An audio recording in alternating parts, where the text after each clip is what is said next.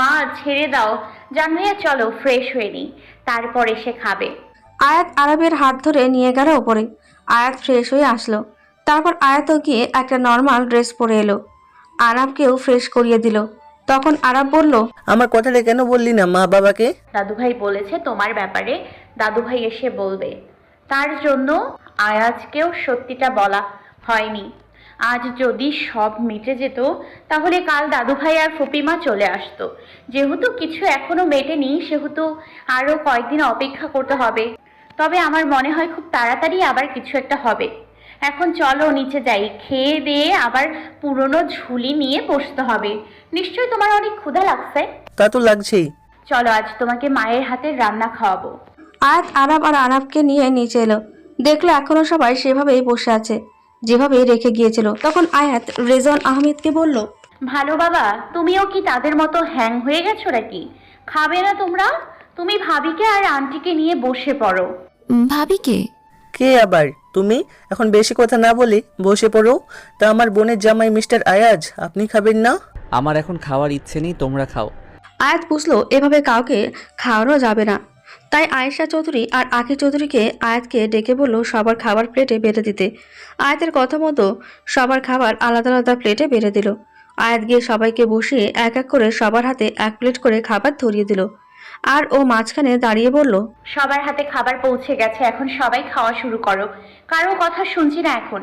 আরে ভাই, আমার খুব খিদে পেয়েছে, তোমরা এভাবে বসে থাকলে কি আমি খেতে পারবো? আর ভাইয়া, তুই তো জাতীয় পেটুক, তুই কিভাবে না খেয়ে থাকিস? আমার তো তোকে দেখে কষ্ট হচ্ছে। সবাইকে তো বললাম খাওয়ার পর সব বলবো। এবার সবাই খেয়ে আমাকে একটু উদ্ধার করুন। আয়াতের কথা শুনে সবাই একটু হলেও হাসলো।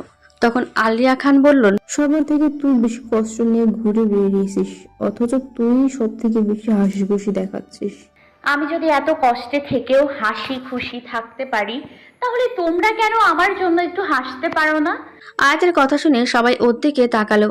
ও মুচকি এসে বলল, তোমরা সবাই খেয়ে নাও এখন, তাহলে আমি খুব খুশি হব। রাত 11টা বেজে গেছে, তোমাদের খেয়াল আছে? প্লিজ এখন আর না বলো না। তারপর আয়াত আয়াজ আর আশিয়ানকে ইশারা করলো পরিস্থিতি স্বাভাবিক করতে। তখন আয়াজ বলল, আমার বউ যেহেতু বলছে প্লিজ তোমরা খেয়ে নাও না। বাবা, আয়াজ তো দেখছি বিয়ের আগে সব বউয়ের কথা শুনছে। বিয়ের পর কি হবে আল্লাহ মালুম। আমার বউ, আমি কথা শুনবো, তোমার তাতে কি?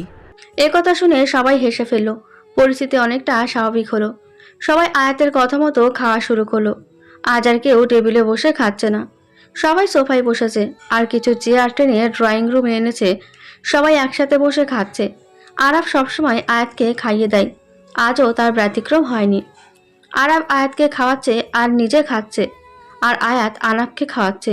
আরাব আর আয়াত আর আনাব কি যেন একটা বলে হাসছে আর খাচ্ছে। ওরা তিনজন একটু দূরে তিনটে চেয়ার পেতে বসেছে। দূর থেকে সবাই খাওয়ার ফাঁকে ওদেরকে দেখছে।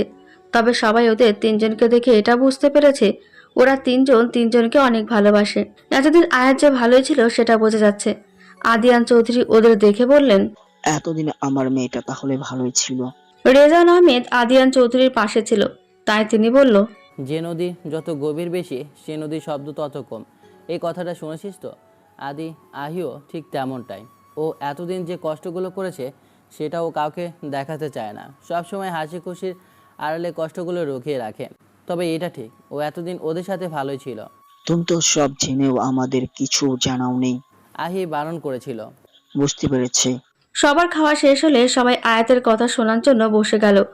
আয়াত বলতে শুরু করলো, কাকাই সব সময়ই খারাপ কাজকে ঘৃণা করত। কাকাই সবসময় চাইতো সাধারণভাবে জীবন যাপন করতে, কিন্তু জাওয়াত খানের জন্য কাকাই না চাইতেও কথা মতো সব করতে হতো।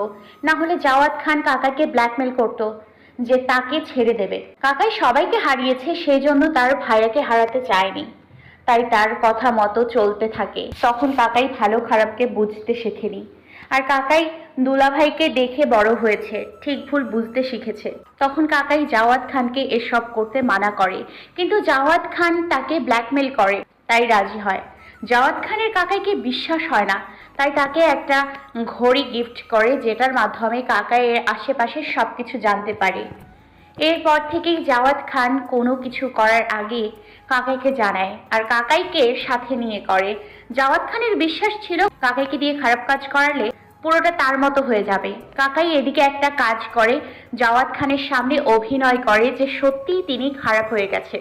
কাকাই আগে থেকেই সব খবর পেয়ে যেত, জাওয়াত খান নিজেই বলতো, আর সব সময় কিছু না কিছু করে জাওয়াত খানের প্ল্যান নষ্ট করে দিত। মূলত কাকাই আমাদের সেফ রাখতো, তবে কাকাই জানতো না সেদিন আমাদের গাড়ি অ্যাক্সিডেন্ট করবে। আর যে ট্রাকটা অ্যাক্সিডেন্ট করেছিল সেই ট্রাকে জাওয়াত আর কাকাই দুজনেই ছিল।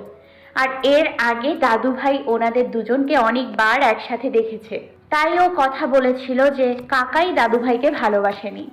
সত্যি বলতে কাকাই কোনো অপরাধী নয়, কাকাই ছিল আমার সেভিয়ার।